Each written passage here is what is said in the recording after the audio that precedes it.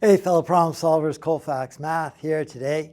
We have a practice test for the Hesi A2 math exam to get into nursing, but it is also a great practice test for any standardized exam like the ASVAB. I highly recommend you have a notebook in front of you with pencil. You pause the video, try and do the problem yourself, unpause the video, and watch how I do it. The key to doing well in anything is practice, so the more problems you practice, the better you're going to get.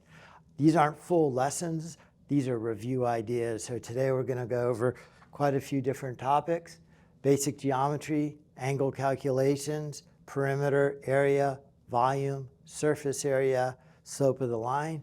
I'll teach some of the ideas behind it before I do the problem, but primarily this is a practice test. This is lesson 5 of 6 lessons. I'll put links to all the other lessons in front. If you need any more help, you could go to this web page right here, or the App Store or Google Play Store, and get more assistance from this app. And with that said, let's go ahead and get started.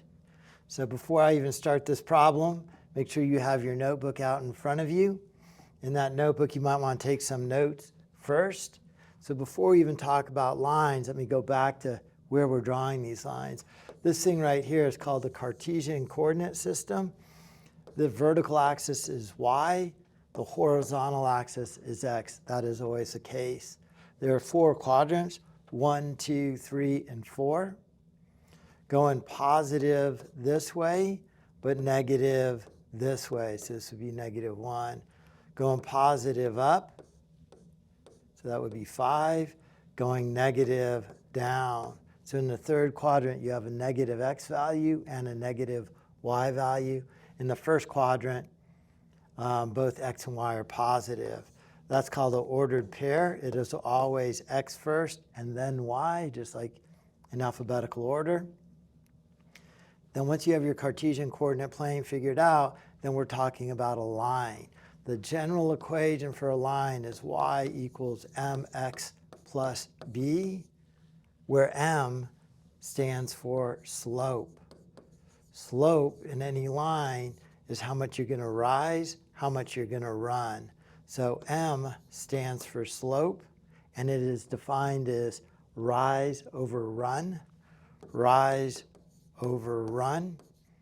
Because rise is on the y-axis, the equation is going to be y2 minus y1, the difference in y values, over run along the x-axis, so the difference in x values. A lot of information there. Hopefully that's somewhat review. It doesn't matter which point I call first and second, but if this is my first point, the first value in that point has to be x, the second one y.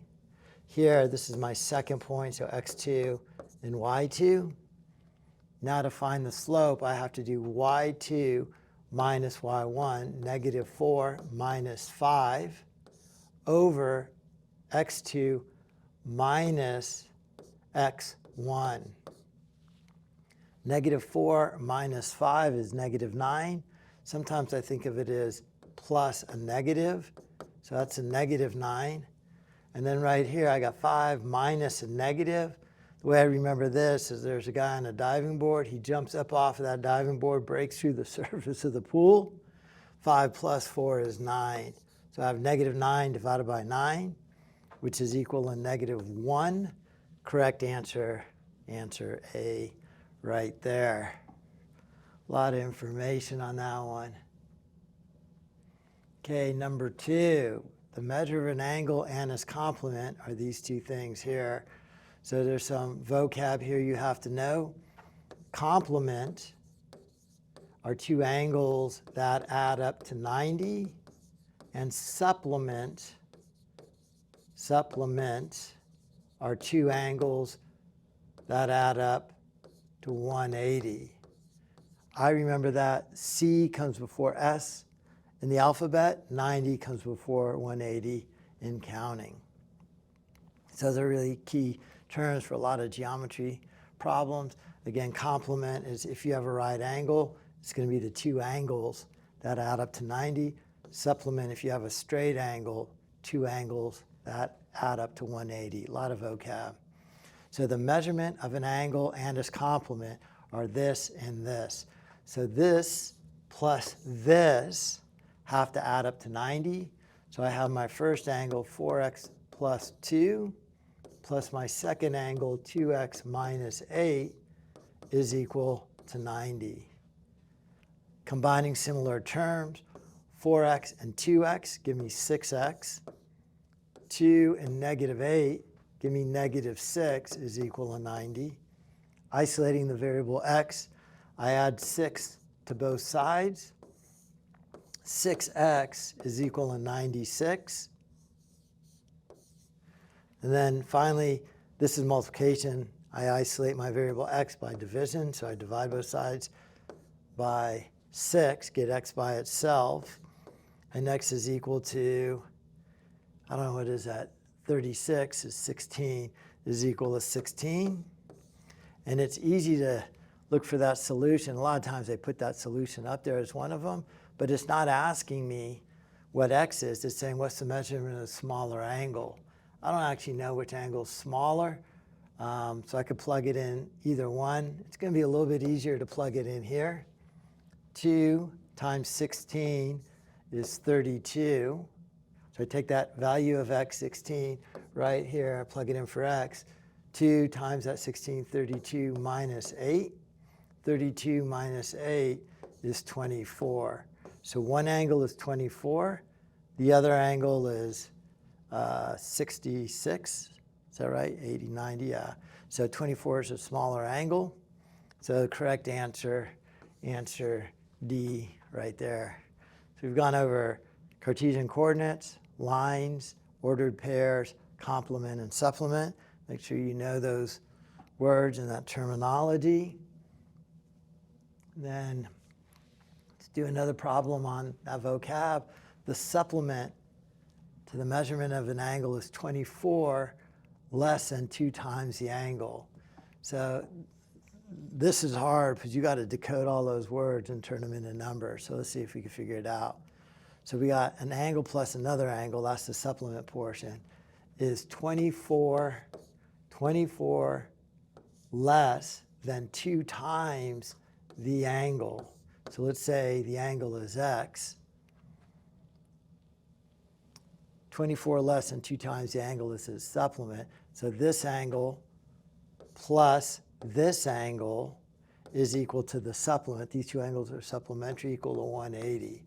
I know it's hard to decode that sentence to get that equation.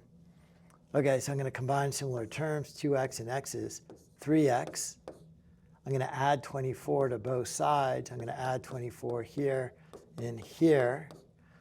Then that's going to give me 204. Divide both sides by 3, so 204 divided by 3. It's going to go in here 6 times to give me 18. 24, 3, and then 24 8 times. So x is equal to 68. What's the measurement of the angle? So one angle is 68. That's this angle here. And then a supplement is 180 minus 68. So correct answer, answer A right there is 68. Okay, moving right along here. So now we're moving into circles here. Let me get my white pencil back. The vehicle, a wheel, has a radius of 1.2 feet. So here's the center of the circle. From the center to the outside is the radius. All the way across is the diameter. Also, notation for feet is a little tick mark like that. If the vehicle travels at a speed of 60 miles per hour, so I have 60 miles per hour, how many revolutions will each tire make per minute? But there's a lot of pieces here. I'm thinking of this wheel going around. So as it goes around, think of this circle right here getting split and opened up into a flat line. The distance around the outside of a circle is called a circumference. Circumference is equal to 2 times the value pi, 3.14, times r, 1.2. And remember, that's feet. So that circumference is going to be in feet. So we have our speed here. But one thing I notice here that's important to note, if it's 60 miles per hour, how many miles per minute? So I know that 1 hour is equal to 60 minutes, right? These are the same thing, hours, and 1 hour, 60 minutes, same thing. So I'm not changing the value. My hours cancel, 60 cancel to give me 1 mile per minute. So I do 1 mile per minute, and I do this number of feet for every revolution. So let's see here. I'm hoping some more numbers cancel out, but I don't think it's going to. How many revolutions will a tire make per minute? So it's going to do 1 mile in a minute. How many feet go into a mile? That's a hard one to remember. It's 5,280 feet equal 1 mile. And that's just a standard unit system you have to know. So I have 2 times pi times 1.2. So I'm going to go 2 times pi, 3.14. So 2 times 3 is 6. And then 6 times 1.2, I'm just going to round that up to 7. It's a lot of big rounding there. But the numbers over here are so far apart. I think if I round a lot like that, I'll be okay because my answers are so far apart. I could multiply all that out, but it's going to be hard. Okay, so I do 5,000 feet in 1 mile. I do 1 mile in 1 minute. And I do about 7 feet per revolution. So my circumference is about 7 feet per revolution. How many revolutions will each tire make per minute? So I got to do 7, go into 5280. That's going to be how many revolutions it does in 1 mile. So I have to do 5,280 divided by my approximation of 7. 7 in a 52 is 7. Give me 49. This is 38. It goes into 38. What's that? 6. 5 times to give me 35. 30. It goes into 30 about 4 times. So the only number up there that's even close is 700. The other ones are really far away. So the correct answer is answer A right there. That's a really hard problem. There are a lot of pieces from radius to circumference, from circumference to revolutions, from miles per hour to minutes, miles per minute. And then additionally, you also have to know how many feet there are in a mile. All right, moving right along there. Hopefully you're still with me. That was a hard one. Okay, number 5. A right cylinder has a radius of 12 inches. So a cylinder is like a can of coffee. The reason why it says right is meaning that this is perpendicular to the base. It has a radius of 12 inches. Remember, from the center outside, keeping track of my units, I put inches up there, and the volume of 1,440 pi cubic inches. So we're sticking in inches. I always really like to check my units. So it looks kind of scary, but it's actually going to work out pretty easily. So again, circumference of a circle is 2 pi r. R is radius. However, area is the total area, not the edge going around. Area is equal to pi r squared. This square unit, so I'm going to have to square the radius. So I'm going to take that 12, the radius, plug it in there, square it. So my area is 12 times 12, 144 pi.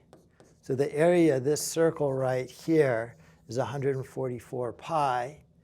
The volume, you notice, is 144 plus a 0 pi. So if I want to just add a 0 to that, I multiply it by 10. and that has to be the height of the cylinder to get a volume of 1440 pi. So that one actually worked out pretty well. Correct answer, answer D right there.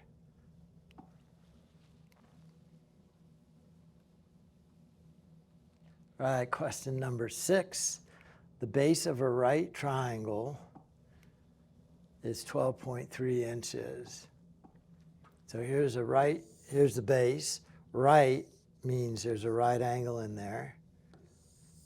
The base is 12.3 inches, and the height is 9.5 inches. Find its area. So area of a triangle is base times height divided by 2. A lot of decimals here, but let's see if we could just figure this out without having to multiply it all out. 9.5. If I round this one up to 10 and this one down to 12, I get 10 times 12, 120 divided by 2, pretty close to 60. So I got a few answers that are all pretty close to 60. I think I'm going to multiply this one out. So I have 12.3 times 9.5. 5 times 3, 15, carry the 1. 10, 11, carry the 1, 6. Placeholder, 9 times 3, 27. Carry the 2, 18, 19, 20. Carry the 2, 11. I add all those together, 5, 8, 6, 1, 1. I'm over 1 decimal place over 2, so I'm over 1, 2. So the area of the rectangle would be 116.8. So I got to cut that in half. Half of 116 is 58 point something. So 58.4. And I could look up there, and I could see it's answer B. So that was a tricky one with the decimals. Sometimes you get away with multiple choice and not have to multiply it all out. I could have eliminated answer A, but all 3 of those are pretty close to 60, so I ended up having to do it all out there. Okay, problem number 7. The base of a parallelogram is 34.5.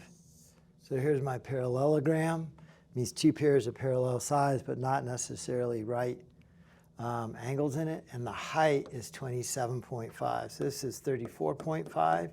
The height, the altitude is outside of it, and it's 27.5. And a parallelogram is really, for areas, the same as a rectangle. Because if I were to cut this triangle off here, it would just fit in there perfectly. So area of a parallelogram is going to be 34.5, the base, times the height, 27.5. See if I could go right to my answers and figure it out. Boy, those are all pretty close. I don't think I could eliminate any of those. I do know that the very last digit are all different, so I don't have to go all the way through. So let me go ahead and multiply 5 times 5 is 25. Carry the 2, 22. Carry the 2, 15. Plus 2 is 17. Then I have my placeholder. And then down here, I'm going to have 2 placeholders. So when I add all of these numbers up, the last digit is going to be a 5. So I could see it has to be answer D, and I don't have to do all that multiplication.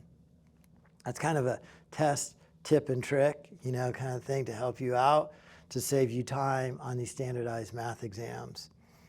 I don't know if everybody followed that, but let me do this whole problem and you'll see why that'll work. So I did the 5. Here's my placeholder, and I'm going to do 7. 7 times 5, 35. Carry the 3. 28 and 3 is 31. Carry the 3. 21 and 3 is 24. Getting a little crowded here. Let me clean some of that up. Okay, now I got the 2 placeholders, 10. Carry the 1, 2 times 4, 8, 9. And then 6, I add down, 5, 7, 8, 14, carry the 1, 9. And I am over 1, 2 places, so I'm over 1, 2 places. So I see it's 948.75. Because I knew I had placeholders, I could just multiply those last digits together. Because the multiple choice answer had 5, only one of them had a 5 in it. Okay, hopefully that was helpful. Let's move on. Again, hopefully you're pausing these videos, doing the problems before I do them, take some notes, especially keywords like complementary or supplementary, area of a parallelogram. Okay, this one right here, we've got algebra and geometry in it. The perimeter of a rectangle is 48 meters. So all the way around the outside of this rectangle is 48 meters. Its length is 6 more than its width. So I'm going to call this width. And this length is the same as the width, but 6 more. What is the length of the rectangle? So we want to know what that number is. Well, I know if the width is x, this is x. If the length is x plus 6, this is x plus 6. All 4 sides add up to the perimeter. So I have x plus 6 plus x plus x plus 6. That means I have 4 x's and the 2 6's to give me a total perimeter all the way around of 48. Isolating that variable x, I'm going to subtract 12 from both sides to get 4x. 4x is equal to 36. Dividing both sides by 4, I get x is equal to 9. A lot of tests, that'll be one of your answers. They're not looking for the width or the value of x. They specifically say find the length. I take that 9, plug it in here. 9 plus 6 gives me the 15 meters. Correct answer, answer D right there. Okay, moving right along to number 9. What is the diameter of a circle that has an area of 4 pi? So we got a couple things here. First, we need to know the area of a circle is equal to pi r squared. So I could see that that pi and that pi are the same, so r squared and 4 are the same. So that means r squared is equal to 4. I got to square root both sides, right? I'm saying square root of that to get r by itself. R is equal to 2. Again, that might be a distractor in the answers. It is not asking for what the radius is. It's asking for the diameter. It's really kind of a vocab question. Diameter is twice that of the radius. So the correct answer is A, 4 units. Again, here's a circle with the center point. That's the radius. All the way across is the diameter. So 2 radiuses equal 1 diameter. Problem number 10. So in problem number 10, we have a regular polygon. The regular part means all the angles are the same measure. Polygon means many-sided shape. The interior angles have a total degree measure of 2,160 degrees. There's a formula for this. It's 180 times n minus 2, where n is the number of sides. So that's the formula. I could set that to the total number of angles. And let me just kind of explain this a little bit better. So triangle's a polygon. Triangle's a little bit, oh, that was weird. Triangle's a little bit easier because we know it adds up to 180. A regular triangle would be an equilateral triangle, same sides, same angles. These are all 60, right? Now if I had a square, I could see that this is a 4-sided figure. These are all 90. So these all add up to 360. These all add up to 180. If I had a pentagon 5-sided figure, I guess that's not regular, they would add up to 540, because I could see it's really just a triangle and a square. So I could see it goes up by 180 every time I add a side to it. So that's what this is saying. It goes up by 180 every time you add a side to it. So n is the number of sides. However, you got to start, the smallest polygon is a 3-sided figure. So if you plug 3 in here, you get 3 minus 2, 1. 1 times 180. total sum of angles 180. So that's kind of where the equation's from. It's a hard equation to know, but let's go ahead and solve that. I got to get n, number of sides by itself, and divide both sides by 180. That's the first thing I'm going to do. I think it's going to go in there evenly. 2160 divided by 180 goes into there one time. 6, borrow from here, 360. It goes in there 12 times. So n minus 2 is equal to 12, right? That and that canceled. 2160 divided by 180 gave me the 12. Still isolating my variable n, number of sides. Got to add 2 to both sides to get n is equal to 14. Correct answer, answer A over there. All right, if you're still with me, good job. These are long, hard tests. They take a lot of work. Hopefully you're kind of participating, doing the problems, taking notes. That process of writing stuff down really helps to learn material.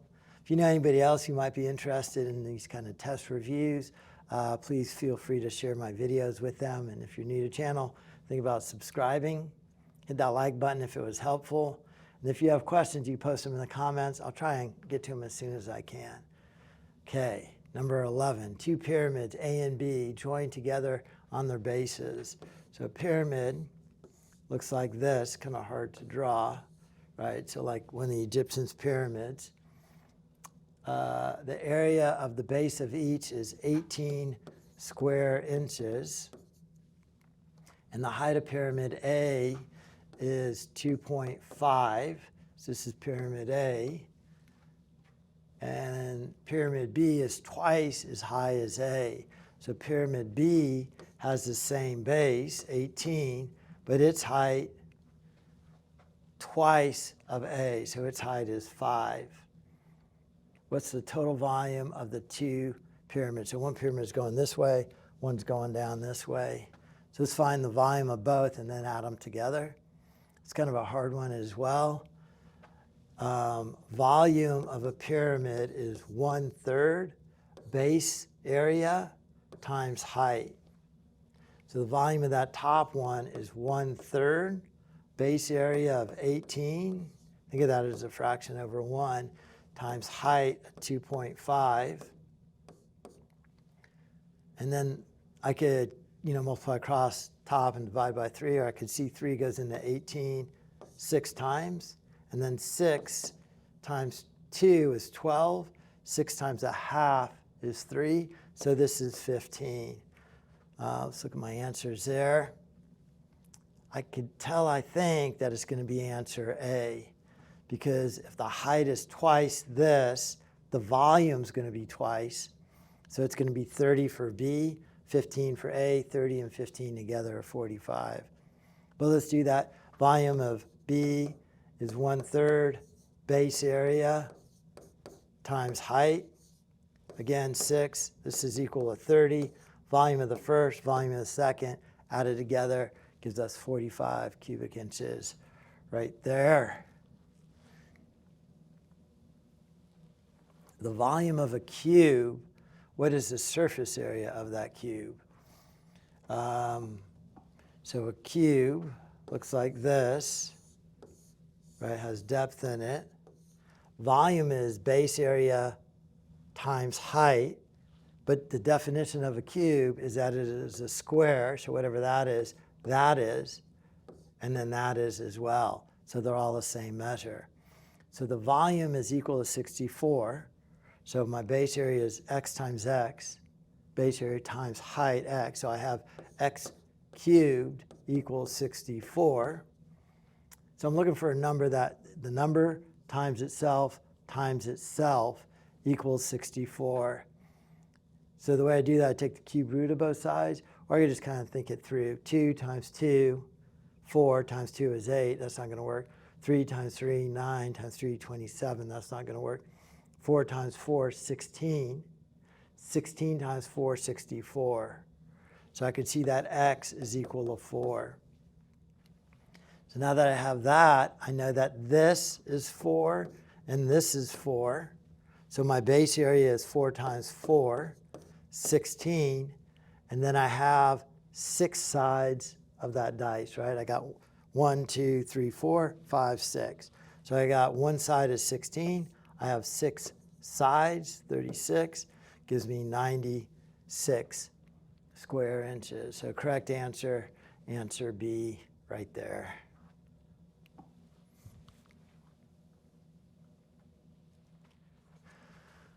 Whew, getting close. You might want to pause the video, stretch your legs for a second. I got a few more problems, going through 15.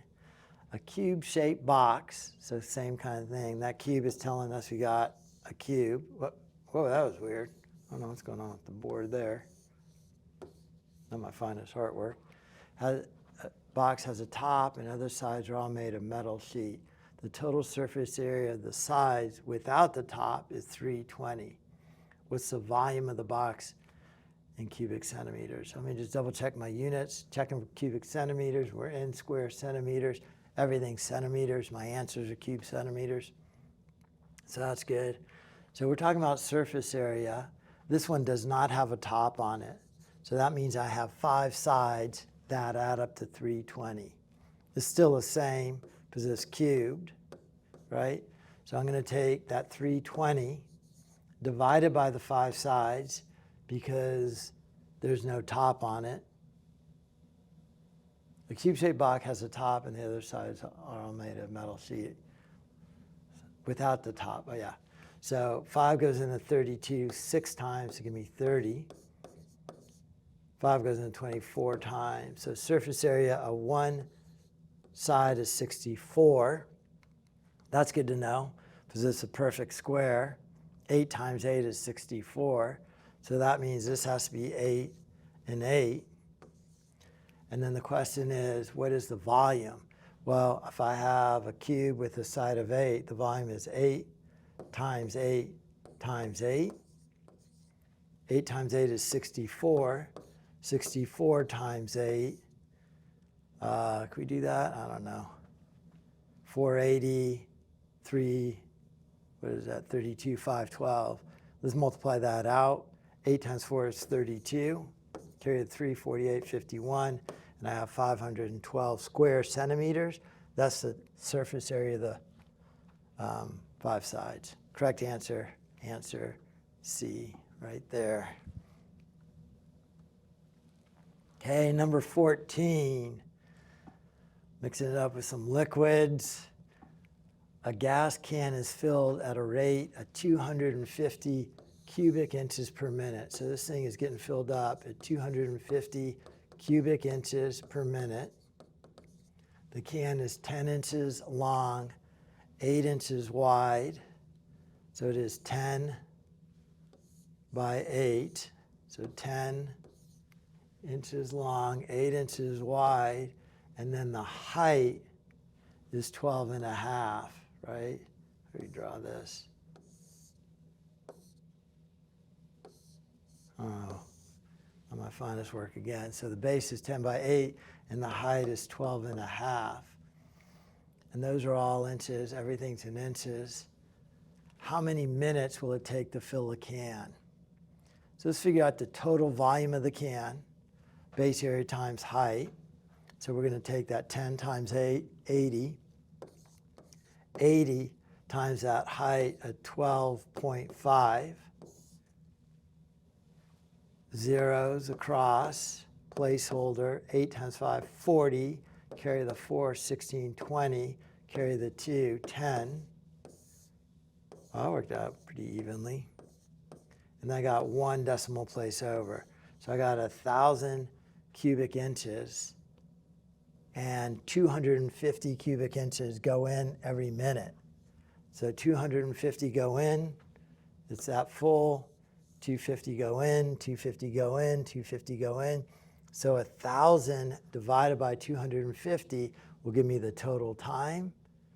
So 1,000 divided by 250 is 4. Correct answer, answer C, 4 minutes. Hard to figure those out if you don't, for me, it's really hard to figure them out if I don't have a picture. So the first thing I do is I kind of look at all of the givens.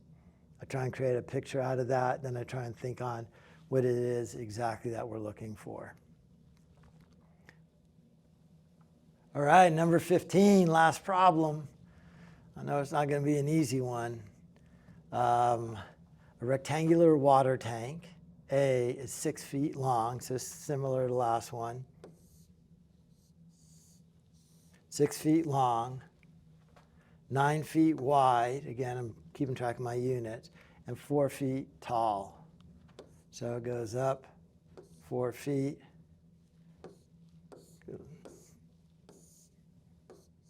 So it's going up 4 feet. Water is poured into tank A, and the height of the water is 2 feet. So it only goes up 2 of those feet, so it's only going up 2 feet. If the same water is poured into tank B, how high will the water be? Well, let's figure out how much water this is first, right?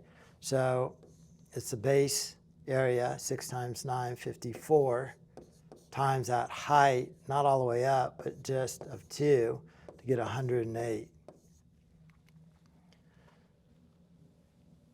B is 6 feet by 6 feet, so an area of 36 feet, right? So that base area is 36. And then how, and 5 feet, wait, whoa. The T is 6 feet long, 6 feet wide, 5 feet tall. So we're going up 5 feet here. Water is poured into tank A, and the height of the water is 2 feet. Same water is poured in tank B. How high will the water go? So that 5 feet is actually not important. We want to know, like, as this thing fills up right here, right, how high is it going to go up? Well, it has a total of 108 cubic feet. The base area is 36. So I'm going to just do 108 divided by that 36 to get, 3 even, right? 90 and 18 is 108. So it only goes up 3 feet.